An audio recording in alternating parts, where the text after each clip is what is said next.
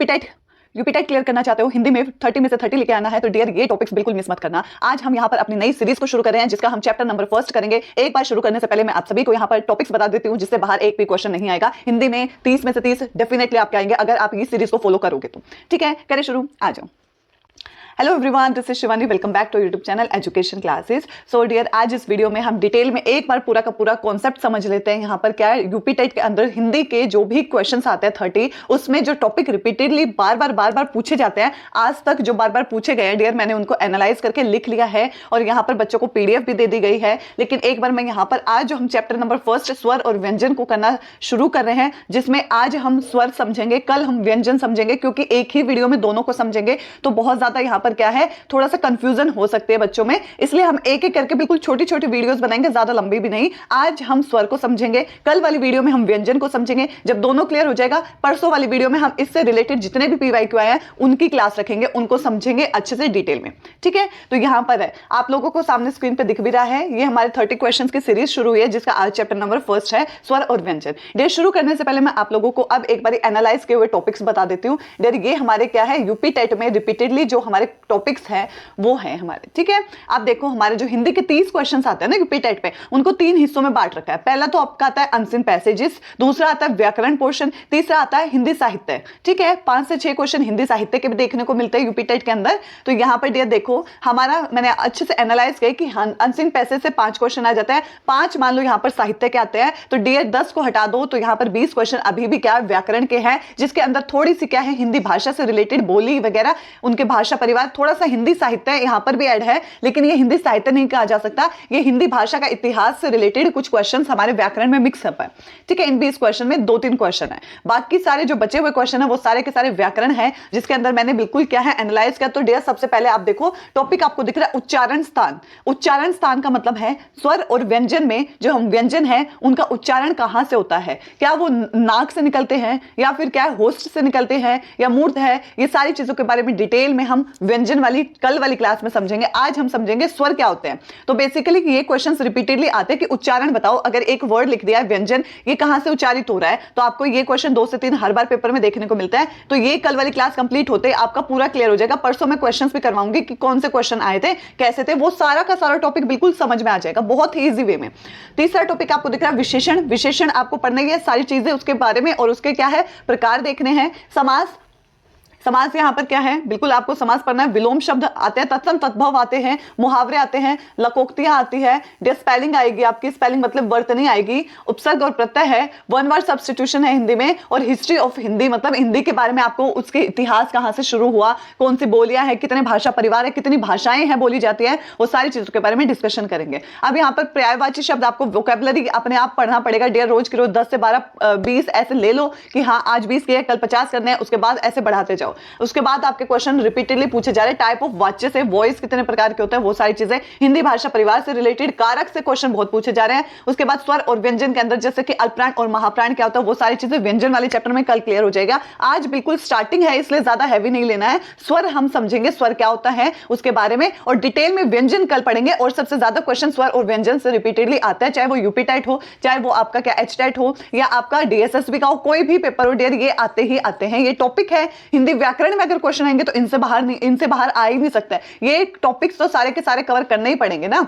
अब ये भी नहीं करेंगे तो फिर वो बनाएंगे कैसे क्वेश्चन। इसके बाद आता है अलंकार। अलंकार से रिलेटेड क्वेश्चन देखिए मैंने बहुत सारे यूपी टेट में। वचन है, देशज शब्द है, कौन से देशज है, कौन से विदेशज है, वो सारी चीजें। इसके बाद हमारा सर्वनाम क्या है, उसके भेद क्या है, और लिंग रिलेटेड क्वेश्चन पूछे, आपसे रिलेटेड पंक्तियां पूछ लेते हैं, ये पंक्ति किसके द्वारा लिखा गया है। दूसरी ये रचना है, इस रचना को कौन सी भाषा में लिखा गया है, कि ये सूरदास की कोई रचना है तो ये अवधी भाषा में है, और या फिर आपकी कौन सी भाषा में, खड़ी बोली में किस चीज में लिखी गई है, तो वो भाषा भी हम समझेंगे। तीसरी चीज कविता लिख देते हैं और पूछे इसका कवि कौन है, इस टाइप से क्वेश्चन भी देखने को मिले। सभाएं पूछे जाते कि सभाओं का क्या अध्यक्ष कौन था। इसके बाद आत्मकथाएं पूछी जाती, आत्मकथा किसके द्वारा लिखी गई है। पत्रिकाएं पूछी जाती, पत्रिकाएं मतलब न्यूज़पेपर, जब शुरुआत हुई थी हिंदी की तो न्यूज़पेपर बनना शुरू हुआ था, पहला कौन सा था, उसके बाद कौन आया था, किस तरीके से, उसका अध्यक्ष कौन था, वो सारी चीजें के बारे में यहाँ पर क्वेश्चन पूछे जाते हैं।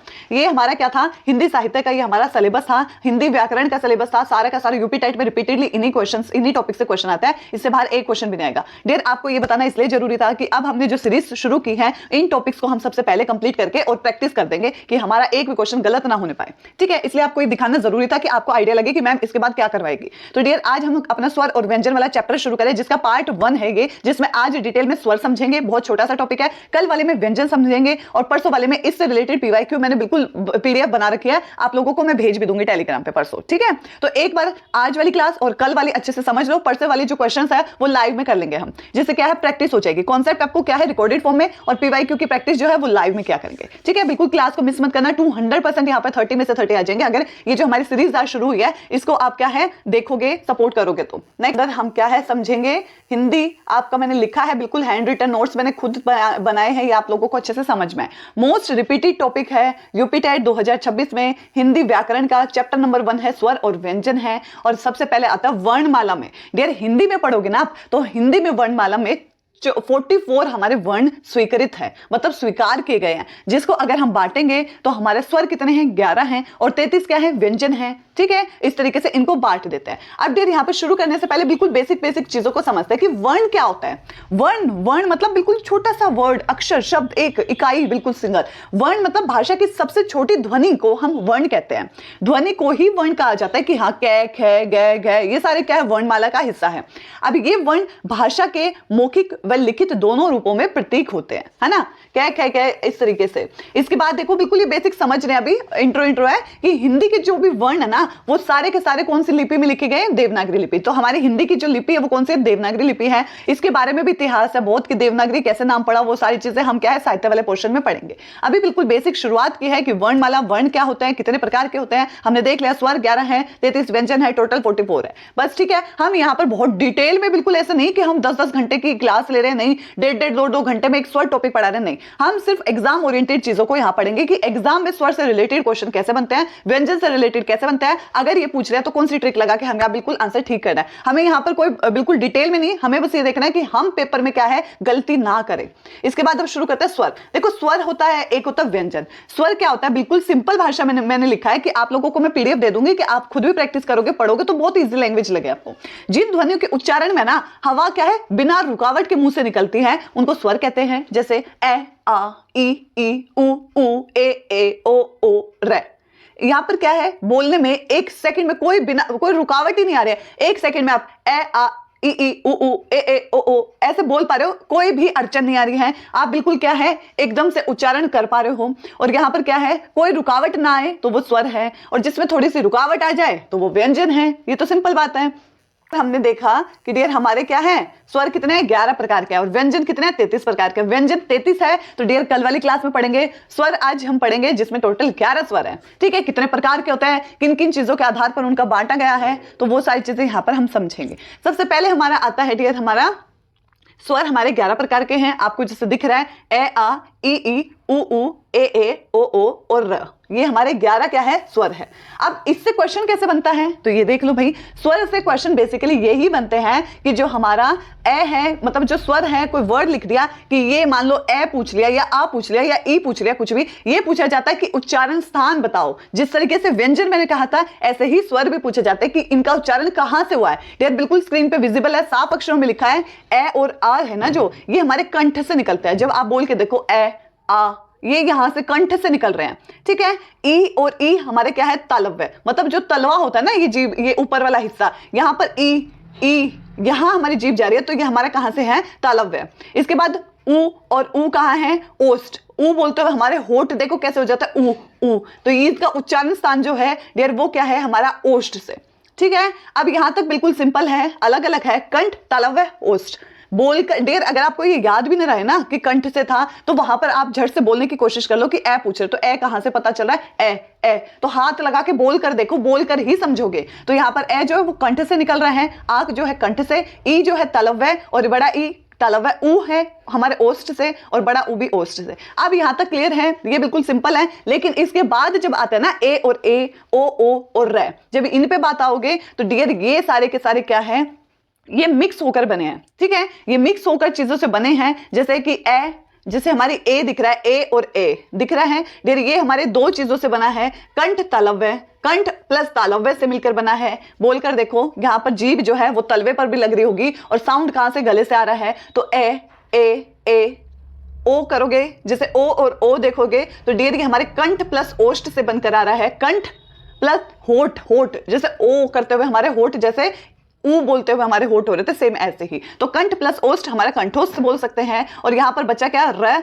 र जो हमारा मूर्ध है जिसमें हमारी जीभ जो है वो मुड़ जाती है, ठीक है, जिसको बोलते हो हमारी जीभ री, री बोलते हुए थोड़ा सा जीभ क्या है, टर्न हो जाती है, री, ठीक है। ओ के मुकाबले री बोलने में थोड़ा सा जीभ क्या है, मुड़ जाती है, तो इसको मूर्ध कहा जाता है। कैसे याद करोगे, कंठ तालव्य ओष्ठ, कंठ तालव्य ओष्ठ। अगला क्या है, पहले वाला देखो, पहले वाला कंठ है, ठीक है, पहले वाला कंठ है, आपको यहां पर पहले वाला कंठ दिख रहा है डियर, यहां पहले वाला कंठ है। दूसरी चीज यहां पर देखो तालव्य है और यहां पर ओष्ठ है, ठीक है।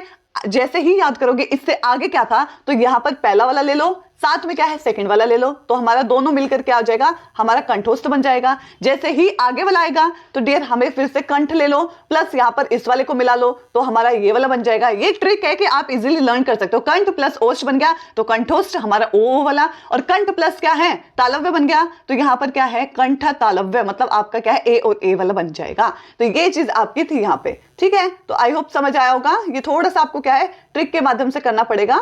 इंपॉर्टेंट नोट करके मैंने लिखा है यहाँ पर कि जो ये रे है ना, ये री बोल सकते हो, री स्वर का यूज सिर्फ संस्कृत वर्ड्स के लिए किया जाता है, जैसे कि हमारा ऋतु हो गया, ऋण हो गया, ऐसे ऐसे वर्ड्स के लिए किया जाता था, ठीक है। ये बिल्कुल बेसिक था। अब आगे देखो, समझो डियर, स्वर के रिलेटेड यही क्वेश्चन आ सकते हैं आपके स्वर में। पहला तो ये चीज की कहां से उच्चारण हुआ है वो हमने ऊपर समझ लिया। अब ये पूछ रहे थे मूल स्वर कौन से होता है, संधि स्वर कौन से हो सकते हैं, इस टाइप से क्वेश्चन पूछते हैं। इसलिए समझना पड़ेगा मूल स्वर होते हैं जिनको किसी के भी चीज के साथ मिक्स करके ना बनाया गया, वो अपने आप में पूरा है, उनको अलग नहीं कर सकते, बांट नहीं सकते, तोड़ नहीं सकते हैं। मूल है वो, मतलब वो अपने आप बना है, एक है, मतलब उसके अंदर कुछ भी चीज ऐड नहीं है। जैसे हमारा ए है, ई है, ऊ है और री है, ठीक है। ये अपने मूल अक्षर है, ये किसी के मतलब जोड़कर नहीं बनाया गया है, ये अपने आप में अलग है, इसके अंदर चीजों को जोड़ा जाता है, ठीक है। तो मूल में आ जाएगा तो ए है, ई है, ऊ है और री है, जो आपको स्क्रीन पे दिख रहा है। दूसरा आता है हमारा स्वर कौन से होते हैं, संधि स्वर, ठीक है। संधि मतलब इसको संयुक्त भी बोलते हैं। संधि का मतलब होता है चीजों को जोड़ना, दो चीजों को जोड़ना।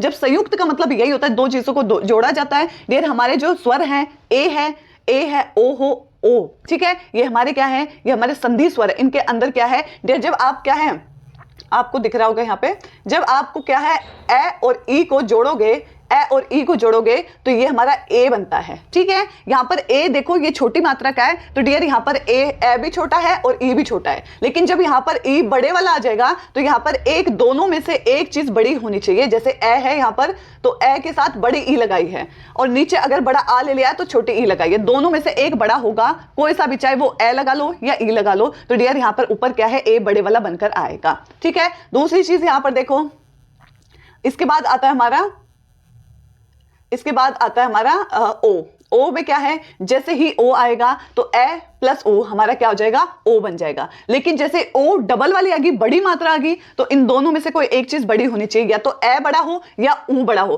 पहले वाले में आपको दिख रहा है ए छोटा है तो ऊ बड़ा है, अब यहाँ पे ओ आ बड़ा है तो ऊ छोटा है। तो डियर यहाँ पे इस तरीके से होता है, जब दोनों में से कोई एक बड़ा होगा तो जो बनेगा वो हमारा बड़ी मात्रा वाला बनेगा। इसलिए कहा जाता है संधि स्वर में चीजों को जोड़कर बनाया जाता है। ए प्लस ई बना तो ए बना है, और ए प्लस ई बड़े वाला बना तो ए बना है, ए प्लस ऊ जोड़ा तो ओ बना है, और ए प्लस बड़ा ऊ जोड़ा तो औ बना है। इस तरीके से ये हमारे क्या है, ये हमारे हैं संयुक्त, ठीक है, ये हमारे क्या है संयुक्त।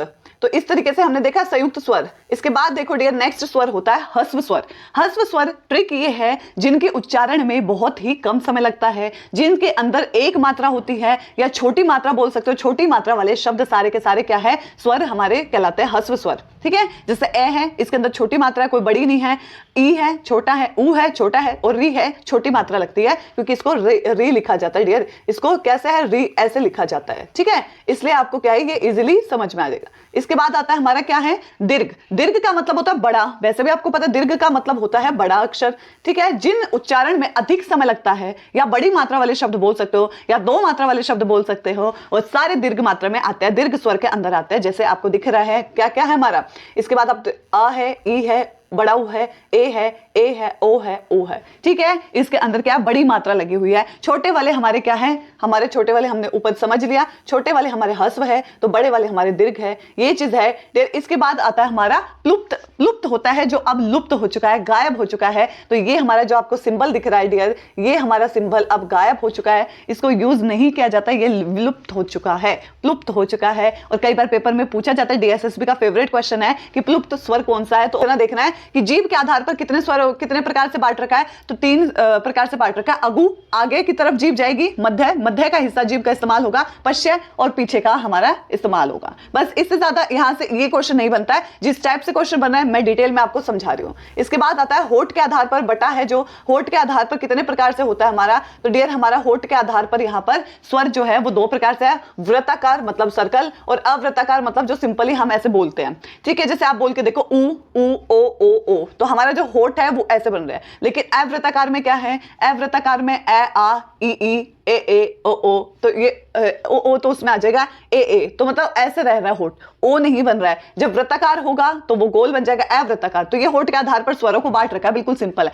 नेक्स्ट आता है आपका कंपन, कंपन जात, कंपन जात भी बोल सकते हो या कंपन स्वर, जिसको बोलते हो हमारी जीभ में थोड़ा सा कंपन होता है, तो वो कौन सा है, री। बोल के देखो री री री, थोड़ा सा कंपन होता है। बाकी ए आ ई ओ बोल लो आराम से, लेकिन री बोलते हुए थोड़ा सा जोर लगता है, तो जीभ में कंपन से आती है। तो जब भी कंपन से पूछा जाए कि कौन सा है, तो डियर ये भी पूछ लेते हैं कई बार, तो री हो जाएगा। ठीक है, इसके बाद हमारा आता है संधि अक्षर। लास्ट टॉपिक है ये हमारा।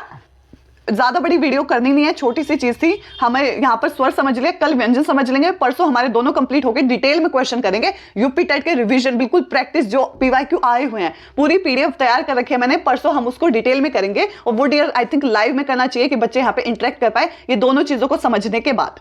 ओके, यहाँ पर देखो संध्या अक्षर स्वर दिख रहा है, ये भी एक प्रकार का स्वर है जिसके अंदर क्या है, संध्या अक्षर। अगर इसका संधि विच्छेद हम करेंगे तो संधि प्लस अक्षर, और संधि का मतलब ये होता है चीजों को जोड़ना, और यहां पर बात हो रही है अक्षर को जोड़ने की। एक ही अक्षर में मौजूद 2 क्रमागत स्वर ध्वनियों को संध्या अक्षर या द्विस्वर या संधि प्लस अक्षर कहते हैं। जैसे मैंने आपको समझाया, जैसे कि यहां पर दिख रहा है आपको ए और ओ। जैसे हमने समझा है कि डियर अगर यहां पर ए है तो यहां पर क्या, दोनों में से कोई एक बड़ा होना चाहिए। अगर हमने यहां पे पहला ए छोटा ले लिया है तो ई बड़ी है, आ बड़ा ले लिया है तो ई छोटी है, दोनों में से एक बड़ा होना चाहिए, तभी ये बड़े अक्षर वाला शब्द बनता है। ठीक है, ऐसे ही ओ बनाना है तो छोटा ए ले लिया तो बड़ा ऊ लिया, या बड़ा आ ले लिया तो छोटा ऊ लिया, एक बड़ा होना चाहिए तभी यहां पर बड़े वाला अक्षर बनेगा औ। ठीक है, तो ये चीज बिल्कुल समझ में आई। तो इसको बोला जाता है संधि अक्षर जोड़कर बनाना। और लास्ट ये आज का टॉपिक है अयोगवाह और अनुनासिक। डियर ये पूछा जाता है डीएसएसबी में भी और यूपी टेट में भी कई बार पूछ रहे थे, अयोगवाह कौन से होता है। डियर आपको ये जो वर्ड दिख रहे हैं ना, अयोगवाह, हमारे ये वर्ड जो दिख रहे हैं, ये अयोगवाह के अंदर ये जो आपके विसर्ग लग जाती है, जिस भी क्वेश्चन में हमारा विसर्ग लगती है तो ये अयोगवाह होता है। और ऊपर अगर बिंदी लग जाती है तो भी अयोगवाह के अंदर आता है। और अनुनासिक है जिसमें क्या है, नाक की ध्वनि है। ठीक है, और इसके अंदर आपको दिख रहा है चंद्र बिंदु लगने वाले शब्द सारे अनुनासिक में आते हैं, जैसे आंख, आंचल, तो ये सारी चीज हमारी अनुनासिक में आते हैं। तो ये चीज याद रखना, कई बार पूछ लेता है अयोगवाह और अनुनासिक में कौन सा, या बिल्कुल ऐसा लिखा जाएगा, मान लो आपको ऑप्शन में ये दे दिया जाएगा और पूछा जाएगा ये कौन सा अनुनासिक अयोगवाह है, तो आपको अच्छे से याद करना है कि हाँ भाई ये अयोगवाह के अंदर आता है। ठीक है, तो ये छोटी सी वीडियो थी जिसके अंदर आज हमने डिटेल में स्वर समझे हैं, कितने प्रकार के होते हैं, कैसे कैसे बांट रखा है, कहां से कौन सा स्वर निकलता है और क्या है जुड़कर संयुक्त रूप से कौन सा स्वर बनता है। ठीक है, ये क्वेश्चन टॉपिक बहुत इंपॉर्टेंट था डियर। कल वाली में हम करेंगे व्यंजन। व्यंजन बहुत ज्यादा थोड़ा बड़ा टॉपिक था, इसके साथ जोड़ती तो बहुत कच्चर बच्चर हो जाता, आपको समझ में नहीं आता, इसलिए मैंने इसको सेपरेटली समझाऊंगी, बहुत डिटेल में, बहुत इंपॉर्टेंट और सबसे ज्यादा क्वेश्चन व्यंजन से बनते हैं। इसको समझने के बाद व्यंजन समझना इजी हो जाएगा। उसके बाद परसों हम उससे रिलेटेड क्वेश्चन करेंगे। ठीक है, तो ये छोटी सी वीडियो थी, ज्यादा लंबी खींचनी नहीं है। बाकी आई होप आप सभी को समझ आ गया होगा और बहुत ही क्या अच्छे से और इजी वे में मैंने समझाने का ट्राई किया है। एंड शाम को लाइव क्लास है जिसके अंदर सीडीपी का आज वाइगोत्स्की करेंगे, उसको मिस मत करना। और रात को हमारे क्या है, पीवाईक्यू प्रैक्टिस है उसी टॉपिक से रिलेटेड, तो डियर मिस मत करना। ठीक है, अगर आपको ये यूजफुल लग रही है तो प्लीज वीडियो को लाइक शेयर जरूर करना और सब्सक्राइब करना, चैनल को बिल्कुल मत भूलना। ठीक है, मिलते हैं अपने नेक्स्ट वीडियो में, तब तक के लिए thank you so much for watching.